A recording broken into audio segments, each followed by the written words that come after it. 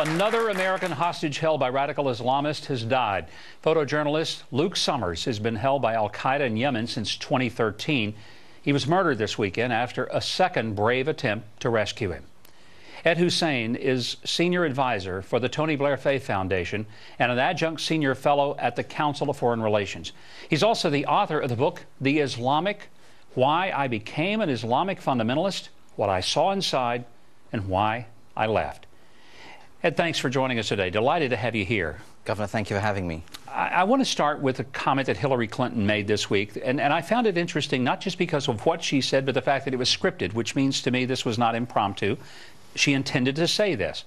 And she spoke of smart power as being empathetic with our enemies.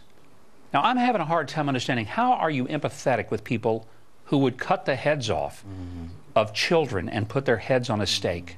Am I missing something? You're not alone, Governor. I think millions of people around the world, including the vast majority of Muslims who are the victims of these extremists, whether it's the so-called Islamic State in Iraq and Syria or other places, would completely agree with you that there is no space here for empathy, sympathy, because in the minds of the extremists, what that translates as is weakness of America and strength for them. So I'm completely with you in not trying to be empathetic, but I think the notion of being smart and smart power is one we ought to support. If you were writing that speech for Hillary Clinton, what would it say differently than this empathy message?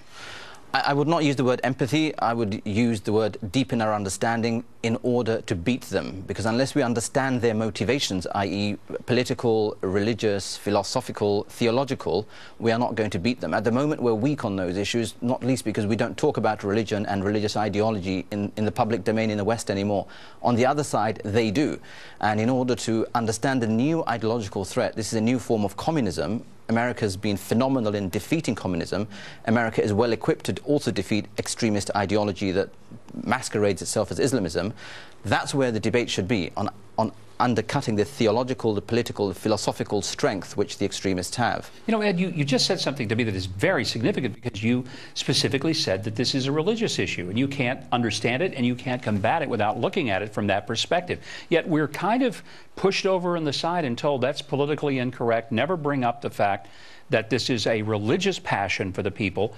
So, I mean, have we just blown that completely by not acknowledging that this is being driven by radical religious Islamists? You're absolutely right to identify this, and this is one of the reasons why I was so keen to do your show, is because you understand the power of religion as a motivation, as an informer of behavior. And our political correctness on this front is our weakness. And ISIS, in their most recent magazine, poke fun at us in the West and other Muslims who are allies of the West as having what they call analysis paralysis, because we analyze and overanalyze and aren't direct and blunt in saying, you represent an extreme fringe of extremist Islam. The rest of the Muslim world and the civilized world stands in trying to defeat you. And unless we speak to them on their theological terms, for example, they believe in something called Tawheed, which is the oneness of God. The oneness of God isn't enough, because unless they have their form of God's government, they think they're being sinful. For example, they believe in becoming suicide bombers. Becoming a suicide bomber for them is not the end of life, but the beginning of a new life. Unless we hit them where it hurts them, in other words, saying that they're not martyrs but murderers, they're not going to heaven but they're going to hell, we are not going to force them to stand back and think, hold on, is the message I've embraced from my local mosque or my university campus correct or not? And that's where I think empowering mainstream normal Muslims to hit that message in the campuses, on prisons, on websites, is where our investments should be. And that's not where the US government, or for that matter, my government, is currently focused on. Ed, I think your perspective is so very valuable. I hope people will read your book. I hope they'll understand that you're speaking truth in a way that very few people are. It is refreshing to have you here. Please promise you will come back. I give you my word, Governor. Thank you for having me. Thank you, Ed Husain. Delighted to have you here. Thank you. Well, my latest book, it's called God, Guns, Grits, and Gravy, and it officially releases in January. But if you order on the link at MikeHuckabee.com before December 10th, You get a leather gift box, a commemorative Christmas card, and even some family recipes. You can wrap those up and put them under the tree. And then when the book officially releases, it'll be shipped to you or the recipient to whom it's intended. Now, if you want to order or get more information, go to MikeHuckabee.com and then go to the link for the Christmas edition. But you do have to order before December the 10th.